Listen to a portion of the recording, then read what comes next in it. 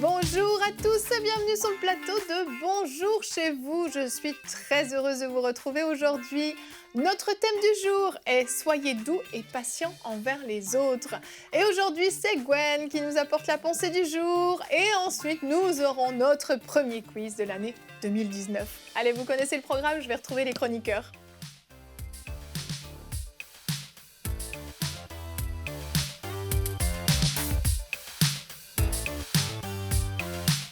Hello tout le monde! Bonjour Evelyne. Bonjour Evelyne. Vais-je devoir être douce et patiente avec vous pendant le quiz? Certainement. Certainement, voilà, En une tout parole temps. de vérité, en tout temps également, tout à fait. Et vous, serez-vous patients les uns envers les autres? Ah, mais On c'est une verra. bonne résolution pour l'année 2019, mais si on l'est déjà, on prend la résolution de continuer. Tu parles de toi-même, là. Apparemment, ils ne se sont pas concernés par cette émission. Nous allons éprouver, en tout cas, tout ce que vous direz en début d'émission sera éprouvé en fin d'émission dans le quiz. Donc, je veux juste vous prévenir, si vous voulez faire des aveux, ce sera le bon moment. Et donc, nous allons commencer tout de suite avec la pensée du jour. Gwen, le titre de ta pensée est « Patient comme votre Père Céleste ». Tout à fait, ma chère Evelyne. Patient comme notre Père Céleste. Et nous voulons être patients comme notre Père Céleste. La Bible nous dit dans 2 Pierre 3,9 « Le Seigneur ne tarde pas dans l'accomplissement de la promesse, comme quelques-uns le croient, mais il use de patience envers vous, ne voulant pas qu'aucun périsse, mais voulant que tous arrivent à la repentance. » Et on comprend à travers ce verset que la patience de notre Père Céleste, elle a pour but le salut d'un plus grand nombre. Et oui, la patience, c'est salutaire. S'il n'usait pas de patience, beaucoup périraient. Alors oui, la patience que nous avons à l'égard de ceux qui traînent la patte, de ceux qui sont faibles, de ceux qui ont de la difficulté dans leur marche chrétienne, cette patience, elle est salutaire, elle peut les sauver. Et on voit qu'il y a beaucoup de chrétiens qui ont même quitté leur assemblée, qui ont même abandonné la foi suite à des blessures, et parce que des fois, on a manqué de sagesse en leur parlant. Au lieu de les exhorter, au lieu de les encourager, on a eu des paroles dures. Et cette parole qu'on peut leur donner, elle est salutaire. Si on est patient envers eux, si on est doux envers eux, on va les amener au salut. Un chrétien mature est une personne qui sait encourager. Et on l'oublie si souvent. Il y avait dans le livre des Actes, on voit un lévite qui s'appelait Joseph et que les apôtres avaient surnommé Barnabas, ce qui signifie fils d'exhortation. Et on veut avoir un beau surnom comme celui-ci. Nous voulons être de ceux qui exhortent et non qui découragent. Nous voulons être de ceux qui compatissent et non qui jugent. Nous voulons être de ceux qui édifient et non qui détruisent. Et nous voulons être de ceux qui relèvent et non qui condamne.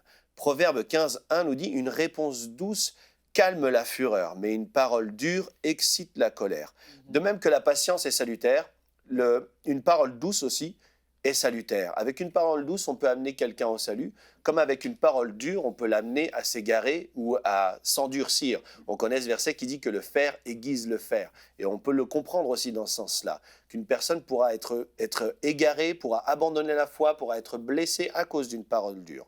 Et voici un merveilleux conseil que Paul va donner à Timothée. 1 Timothée 5.1 ne réprimande pas rudement le vieillard, mais exhorte-le comme un père, exhorte les jeunes gens comme des frères, on comprend aussi, exhorte les femmes âgées comme des mères, exhorte celles qui sont jeunes comme des sœurs en toute pureté. Donc exhorter, c'est édifier. Et la Bible dit aussi que tout se fasse pour l'édification du corps. Et c'est tellement important. Et maintenant, on peut observer aussi les paroles du Seigneur Jésus à l'égard de personnes qui n'étaient même pas sauvées. Il dit à la femme adultère, « Je ne te condamne pas, moi non plus, va et ne pêche plus. » Voilà une parole encourageante. Il dit à Simon, le pêcheur insignifiant, « Et moi je te dis que tu es Pierre et que sur cette pierre je bâtirai mon église. » Il dit à Zachée, le cupide, il lui dit, « Hâte-toi de descendre car il faut que je demeure aujourd'hui dans ta maison. » Que de paroles douces et encourageantes de la part du Seigneur. Et c'est notre modèle, on devrait marcher de la même manière, qui ont finalement donc été un investissement dans le salut et dans la destinée de ces personnes qu'il a pu rencontrer. User de patience envers quelqu'un, c'est investir sur sa destinée. Et on voit que les apôtres ont investi sur la destinée de Barnabas en le surnommant fils d'exhortation, puisqu'après il va devenir l'homme de Dieu qu'on peut découvrir dans les Actes. Votre mission est la même que celle du Seigneur, que le Seigneur a commencé, et on la trouve dans Jean 3,17. Dieu, en effet, n'a pas envoyé son Fils dans le monde pour qu'il juge le monde, mais pour que le monde monde soit sauvé par lui. Donc lorsque nous sommes envoyés comme la lumière dans ce monde auprès de nos frères, auprès de ceux qui sont plus faibles, auprès de ceux qui ont des difficultés dans leur marche, auprès de ceux qui même traînent toujours avec le même péché, Dieu nous a envoyés non pas pour les juger, mais pour les sauver, pour avoir des paroles douces, pour avoir des paroles qui encouragent. Alors dans toute forme de leadership que Dieu nous donne, pasteur, frère dans la foi, père spirituel ou je ne sais, soyons patients et doux jusqu'à voir le salut et l'affermissement de nos bien-aimés. Amen. Merci beaucoup, Gwen. C'est tellement important de savoir dire les choses de la bonne façon. Moi, personnellement, je sais que si je suis au Seigneur aujourd'hui, c'est parce que mon pasteur de l'époque a été vraiment patient envers moi. Il y a des choses dans ma vie avec lesquelles je n'arrivais pas à renoncer pour me donner pleinement à Christ. Je n'ai pas été chassée de l'Église à cause de ça. On m'a par contre toujours dit la vérité. On m'a toujours dit ce qui n'allait pas dans ma vie et ce que je devais changer pour que ça fonctionne. Et ça, c'est une nuance très importante. La patience et la douceur, c'est pas juste dire aux gens, les caresser dans le sens du poil dans leur erreur, mais on ne m'a pas non plus chassée et on n'a pas été dur avec moi. On a été patient jusqu'au jour où j'ai été capable de prendre la bonne décision pour me donner complètement à Christ. On va regarder notre verset du jour qui aujourd'hui est dans 1 Thessaloniciens 5, 14. Nous vous en prions aussi, frères, avertissez ceux qui vivent dans le désordre, consolez ceux qui sont abattus, supportez les faibles, usez de patience envers tous. Dans ce verset, on voit qu'il n'y a qu'une seule phrase qui, on pourrait le croire, dit des choses un petit peu contradictoires, de supporter les faibles, d'user de patience avec tous, mais on nous dit qu'il faut avertir ceux qui vivent dans le désordre. Donc on peut se dire, ça va, ça s'oppose, mais pas du tout. On voit qu'il est possible d'avertir ceux qui vivent dans le désordre, donc de reprendre un frère ou une sœur qui vit dans le péché, par exemple, avec douceur, avec patience, et puis en supportant les faibles, comme il le dit dans ce verset-là. En fait, on est dans 1 Corinthiens 13, c'est l'amour ici. L'amour qui supporte tout, l'amour qui est patient et l'amour qui dit la vérité aussi. Et quand on est rempli d'amour envers quelqu'un, on va lui dire, là, ce que tu fais, c'est pas correct. Il y a un problème, attention, la voie sur laquelle tu es est dangereuse et elle mène au gouffre. C'est ça, par amour et par jugement. C'est ça, donc c'est par amour qu'on va corriger, qu'on va reprendre, qu'on va avertir. Et non pas pour casser et détruire, mais au contraire pour relever, restaurer. Et de la même manière, c'est par amour qu'on va user de douceur et de patience envers tous. Oh que oui. Et voilà, bon, si personne ne veut parler, je continue. Ok. C'est la parole à Jérémie, c'est pour ça. Non, il ne faut jamais laisser la parole à Jérémie.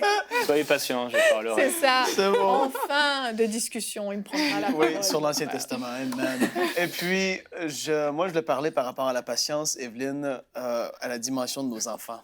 Parce que je crois qu'on est plusieurs, on est ici, on est des parents, on attend, ces enfants sont rendus plus grandes, mais je crois qu'il a fallu qu'ils soient patients vis-à-vis de elles et doux vis-à-vis de elles dans toutes sortes de circonstances. Moi, ils sont plus petits, il faut parfois que je sois très patient. Alléluia! Et le Seigneur m'aide parce que des fois, c'est éprouvant. Et puis, ça va vraiment, nos enfants, on est vraiment le modèle de Jésus pour eux. Premièrement, on est supposé en tout cas. Puis dans toutes les circonstances, dans des situations, parfois, tu as envie de te dire, mais pourquoi tel truc? Pourquoi tu as fait ça?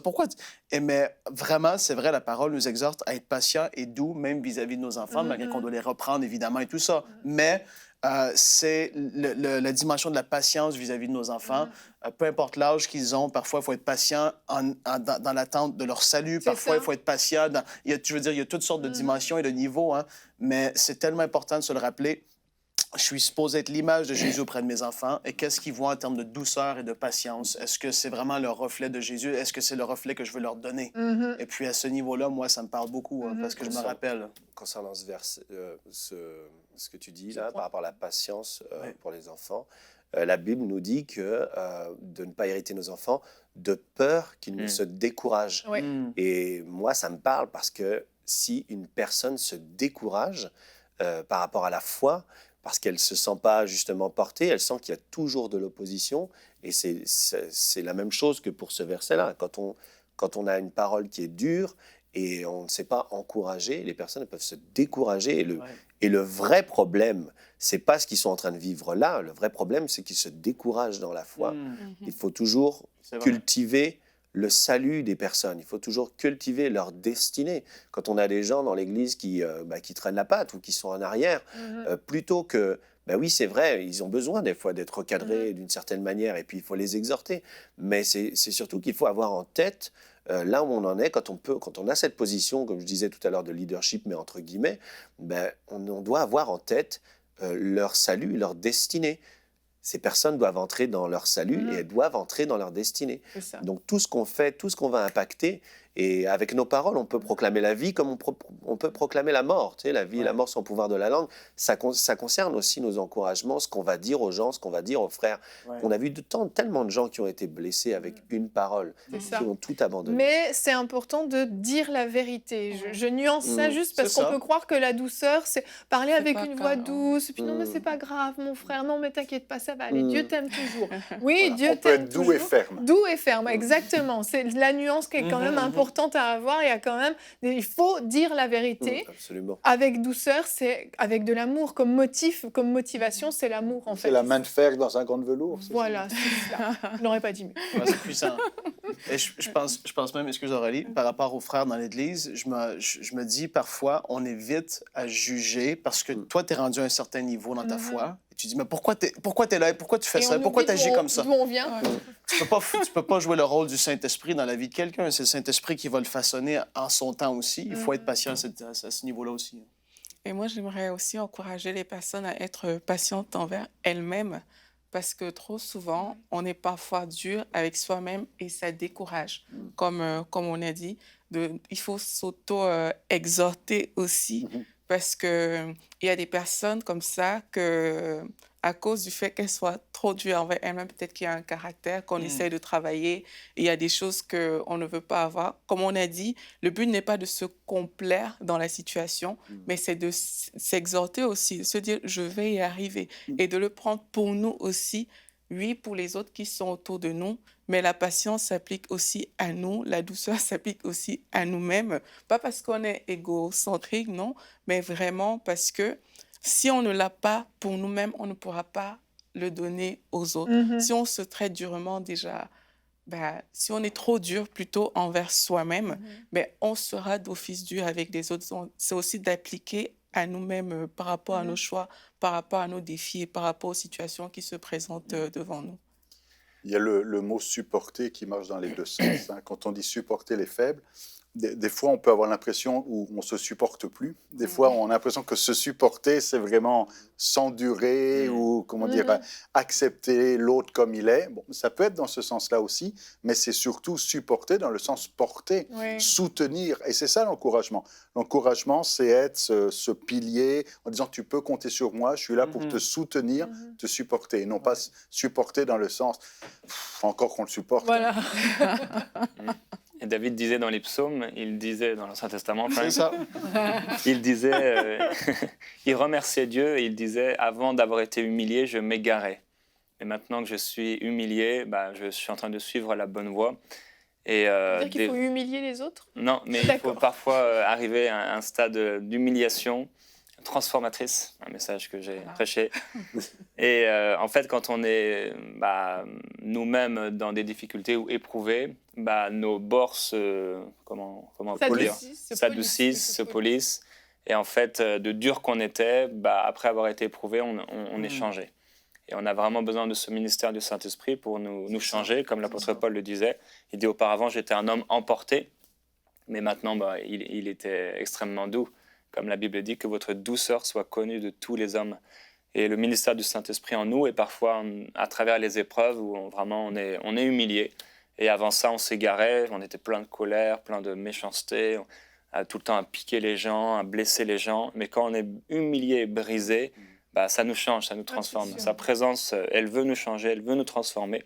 Et je veux encourager quelqu'un qui est dur, qui est piquant constamment et qui blesse les autres, à se laisser modeler par ce merveilleux Saint-Esprit à travers les épreuves. Il nous forme, il nous change et il fait de nous des hommes et des femmes qui sont doux et douces. À noter que Jésus n'a jamais eu de paroles dures envers... quand il a eu des paroles dures, c'était envers des rebelles et envers des religieux. C'est vrai. Mais envers la femme adultère, il lui a dit « va et ne pêche plus », c'est un avertissement. mais c'est une parole douce. Il dit aussi, où sont ceux qui te condamnent? Je ne te condamne pas, moi non plus. Mhm. Donc on doit être comme le Seigneur. T'as raison. Oui, moi je rejoins un peu la pensée de Jérémie, parce que c'est un thème avec lequel moi-même je lutte, hein, l'impatience. Je suis un grand perfectionniste. C'est les défauts de la jeunesse. Les ça. aveux. Et c'est vrai que Musique. si ça peut aider ceux qui ont des soucis avec ça aussi, Mhm. qui sont un peu durs envers les autres, exigeants envers les autres, moi je remarque vraiment dans ma vie une différence quand j'ai passé du temps avec le Seigneur à commencer ma journée, le matin avec lui. Et je crois que l'humiliation dont parle Jérémie, la vraie humiliation, c'est quand on se retrouve dans la prière intime face à ce Dieu 3 fois saint. On réalise à quel point il est tellement saint, il est tellement parfait, mais qu'il nous accepte quand même. Et en réalisant sa sainteté, sa grandeur, sa magnificence, souvent je me retrouve presque tous les jours finalement dans une situation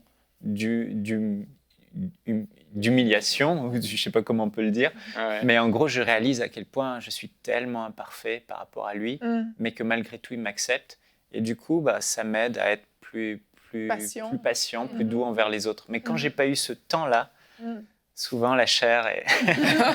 Bref, no comment. Excellente conclusion à ce temps de discussion. On va continuer maintenant avec notre quiz. Yes. Et c'est parti pour notre quiz. Aujourd'hui, messieurs, madame, nous jouons pour un téléspectateur. On peut l'applaudir, s'il Bravo. vous plaît. Bravo, monsieur. Monsieur Firmin Van Kenale de la France, qui est notre grand vainqueur. Félicitations, Firmin. On va regarder tout de suite ce que vous avez d'ores et déjà gagné. Découvrez le livre de la semaine.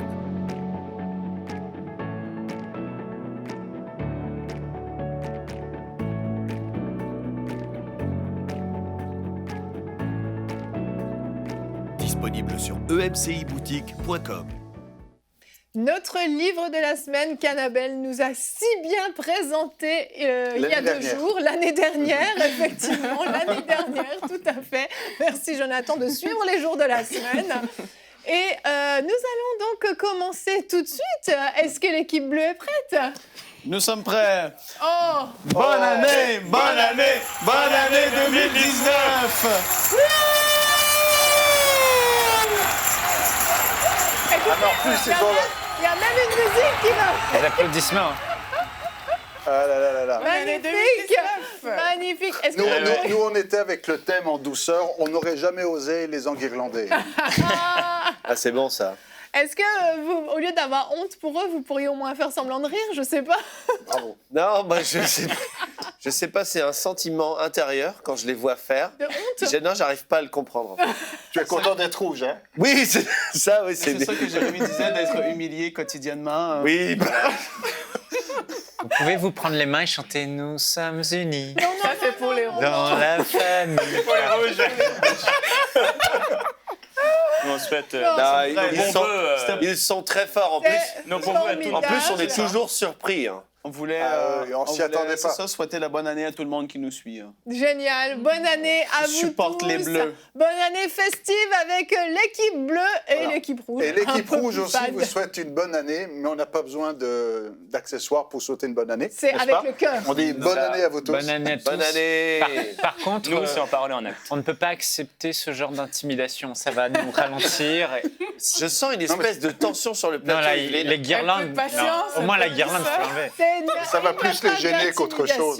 Tout est fait dans la douceur et dans la patience aujourd'hui. Et On on va être commence patient. tout de suite notre quiz avec le duel. Et donc, on allume les buzzers et on commence tout de suite avec la question numéro 1. Quel objet Gédéon a-t-il placé sur le sol? Une toile. Une toison, quoi. Une toison, bonne réponse, une toison. Donc, a-t-il placé sur le sol pour recevoir un signe de Dieu? Qu'est-ce qu'une toison? Parce qu'on a appris après cette expression dans le milieu chrétien. Oh, tu as posé une toison devant Dieu. Qu'est-ce que ça signifie? Bah, c'est ça, une C'est une peau de toile. bête. Oui, On a Autre demandé, bête. mais ce qui signifiait de demander un signe à Dieu. Ah. Voilà, merci. Merci J'ai un point, de du coup suivre. Non, tu n'as pas de point, mais l'équipe rouge a un point. Gédéon donc avait demandé à Dieu de Gédéon mettre a un ou non de la rosée sur cette toison qui est une toile de laine. Merci Gwen pour ta pertinence. Question 2. C'est un vrai faux? Vous pouvez buzzer tout de suite et essayer. Une chance sur deux. Dans la Bible, il est mention d'une ânesse qui parle. Jonathan? Vrai, l'ânesse de Balaam. Exactement, qui lui a parlé pour le mettre en garde et lui dire de se réveiller. Question 3. D'arrêter de la frapper. Oui, c'est ça, de se réveiller. Je ne parlais pas de se réveiller de son endormissement. Allez lire l'histoire. Question 3. Selon la Bible, où Jésus posera-t-il ses pieds lorsqu'il reviendra? Sur le Ok. mont des Oliviers. Sur le mont des Oliviers, bonne réponse. Donc l'équipe bleue, la guirlande. Ça gêne, On est ça trop doit- patient. Ne buzz pas à votre place. Il faut buzzer. Ça les ralentit, ça les ralentit. Question 4, bien que tout semble joué. Qu'a fait Paul immédiatement après avoir retrouvé la vue? Michael? Il s'est fait baptiser. Il s'est fait baptiser, bonne réponse. Décidément, l'équipe rouge est en feu. Nous terminons symboliquement. Je trouve que c'est tellement beau. Mais oui. Ils n'osent pas. Vous Ils osent- n'osez pas bouger. Ils veulent rien casser. Oh. C'est trop mignon. On est comme un Des sapin, enfants. faut pas On bouger. admire. Bon, bah, équipe rouge, je me Mais tourne vers le 2 vous. janvier, on peut déjà enlever les décorations C'est du vrai, sapin. hein. c'est vrai. Pour là, il y en a qui gardent plus longtemps. Ah oui, bon, c'est la fête. Question 5, c'est un qui suis-je? Souverain sacrificateur, gendre d'Anne, oui. Dan. Aaron. J'ai prophétisé la mort de Christ et les fait condamner. Après la résurrection, j'ai participé au jugement de Pierre et de Jean. C'est Caïphe. Caïphe, bonne réponse Aurélie. Bravo, Aurélie. Tu auras au C'est la moins question la plus donné difficile. un point à l'équipe bleue. Bravo, Allez, les Bleus. bonne réponse. Malheureusement, les Bleus ne remportent pas cette manche. Nous continuons tout de suite avec la concertation.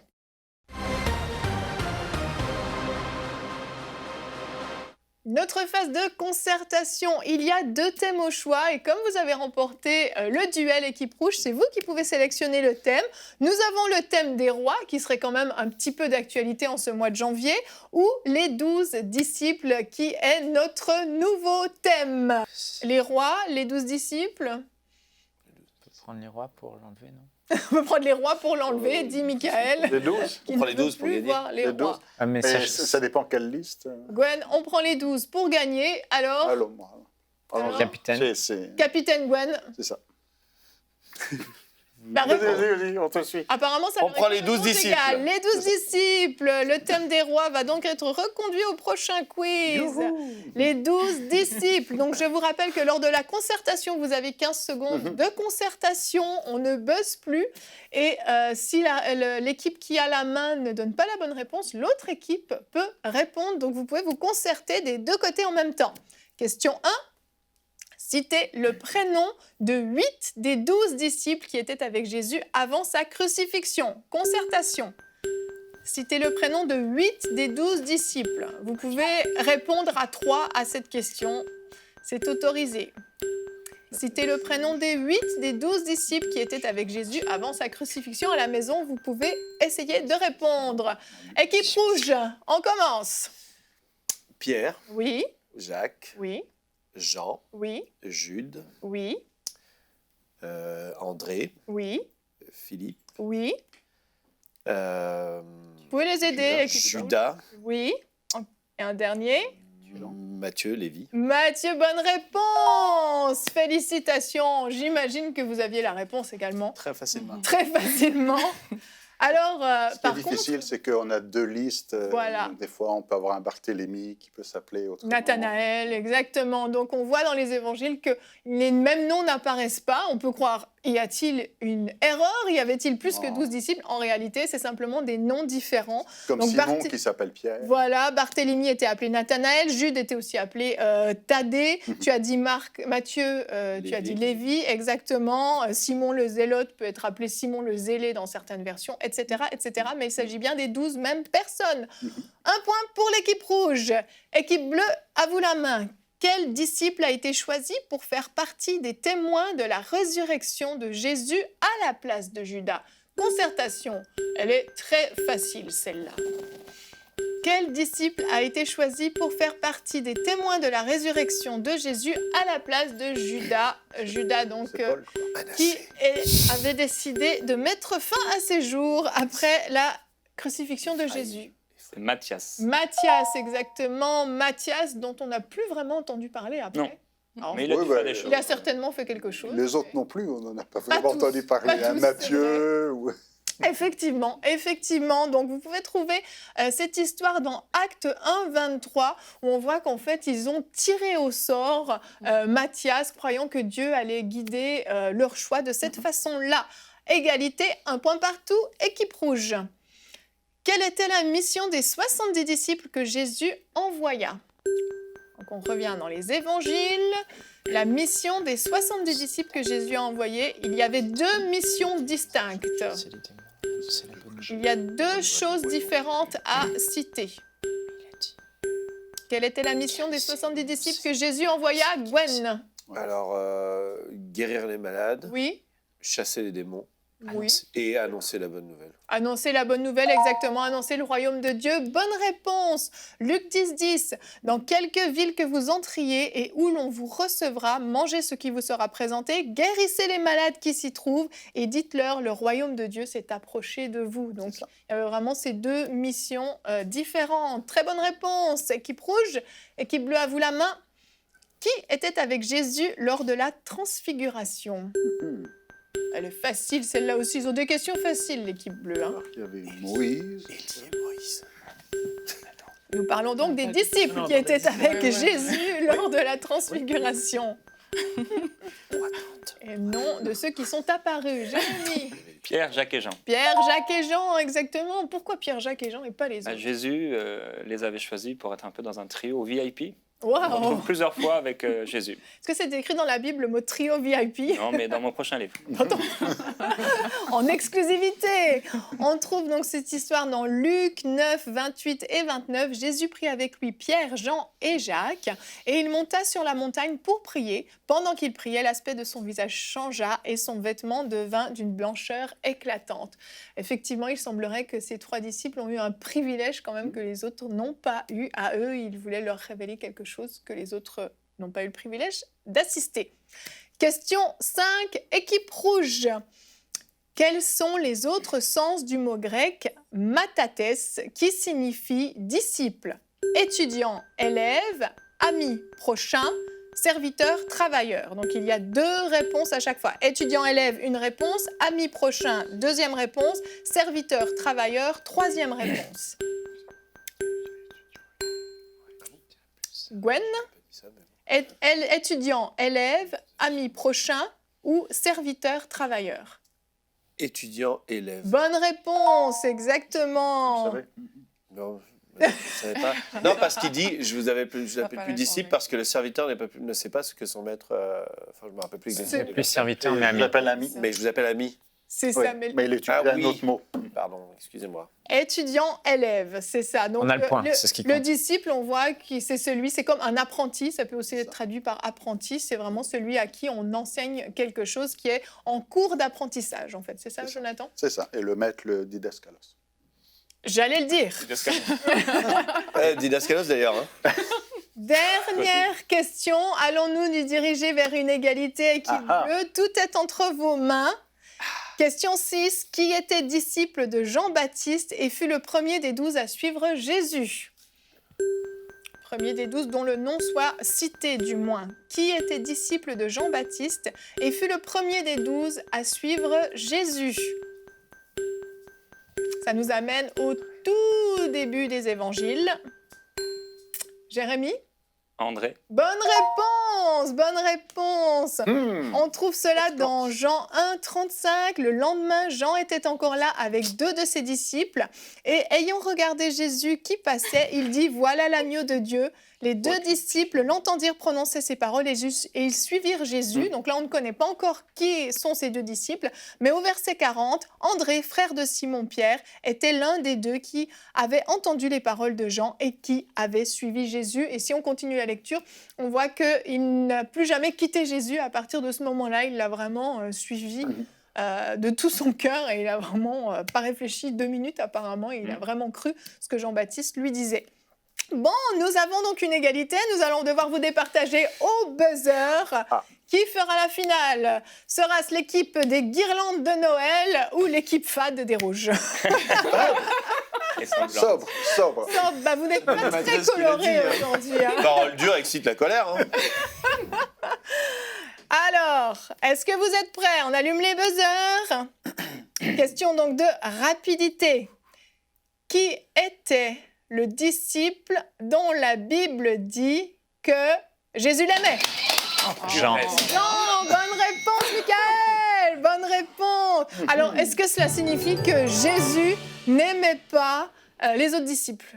Non, ça voulait dire simplement que Jean savait qu'il était aimé. Oui. Il se considérait comme étant aimé. Exactement, il semblait en être assez fier. Oui, mais il avait Et raison. il a raison, tout Il à parle fait. beaucoup d'amour. Exactement. Équipe rouge, c'est vous qui allez donc faire la finale. Félicitations, vous Sans allez trompette, jouer. Ils sont juste, c'est un peu de jalousie qui ressort. Ouais, c'est pas grave. Non, il Le n'y a, rouge-gorge. a pas de jalousie sur ce plateau. Non, non. Seule la douceur et la patience. Amen. Frank. Nous, on souhaite que l'auditeur, là, pour une Ouais. fois, Firmin, exactement, remporte le prix. Monsieur Firmin, nous allons jouer pour vous et nous allons regarder tout de suite ce que vous allez peut-être gagner. Recevez une collection de 3 livres. Tout pour qu'il règne de Oswald Chambers. Les comportements chrétiens de Jean-Marie Ribet. Smith Wigglesworth, apôtre de la foi de Stanley H. Frodsham. Et Baobila, un jeu de société chrétien de l'organisme CEL. Le tout d'une valeur de 80 €. Donc voilà, Firmin, ce que vous allez peut-être gagner. On le souhaite. On le souhaite si l'équipe rouge remporte la finale. Vous avez vu qu'il y a un jeu de société cette fois-ci, petite nouveauté. Donc ce jeu de société, les villageois de Baobila. On peut afficher un petit visuel exactement pour voir le jeu de société. Donc en fait, c'est un jeu qui est proposé par le CEL France, un organisme qu'on a déjà présenté, Service d'entraide et de liaison, qui est donc un organisme qui soutient les chrétiens dans la pauvreté, avec lequel on peut parrainer des enfants dans le besoin. Et ce jeu, en fait, est un genre de jeu de rôle dans lequel on se retrouve dans la peau d'un villageois d'un village d'Afrique qui s'intitule Baobila. Et puis, en fait, on doit sortir de la pauvreté en s'alliant éventuellement, etc. Donc, c'est un jeu qui semble vraiment très, très bien fait et donc qui est offert par le CEL à notre téléspectateur si la finale est remportée. Donc, vous avez une double pression en plus. Et donc, ce jeu est disponible sur celfrance.org. Si vous voulez vous le procurer, il est en vente au prix de 40 €. Voilà, vous savez tout pour ce jeu. Nous allons donc continuer maintenant avec la finale.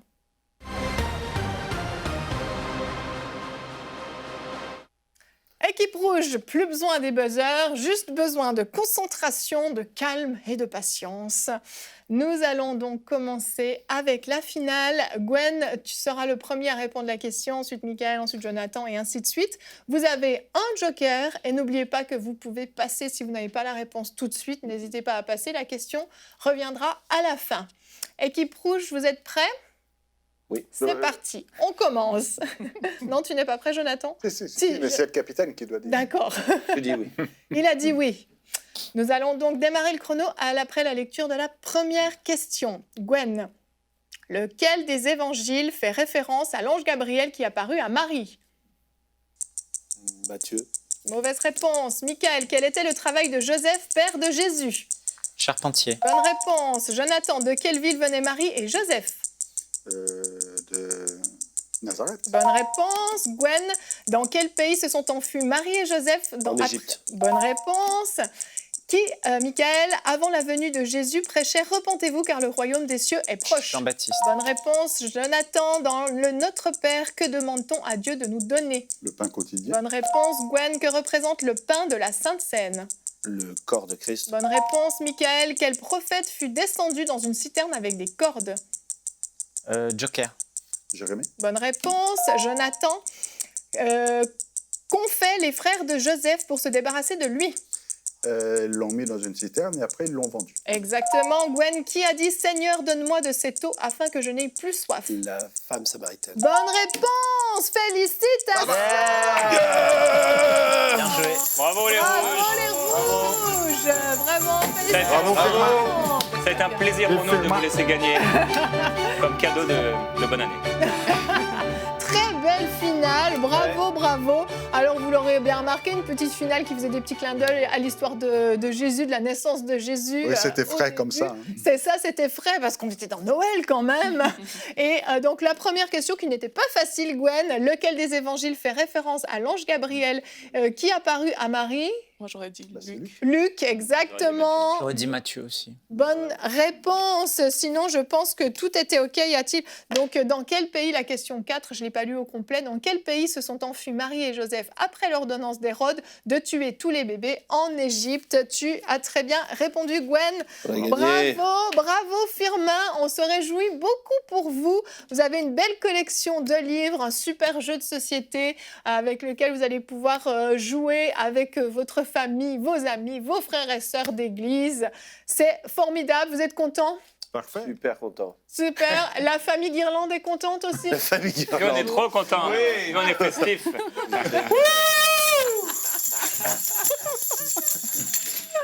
J'espère que vous n'avez pas cassé les oreilles de nos téléspectateurs. En tout cas, c'était encore un très beau quiz rempli de douceur et de patience. Bravo, bravo à tous, félicitations. Merci. Et à la maison, j'espère que vous aussi, vous avez expérimenté la douceur et la patience pendant ce quiz, mais surtout que vous allez l'expérimenter tout au long de cette année. Je vous rappelle le thème de cette émission qui était l'importance d'être doux et patient avec les autres.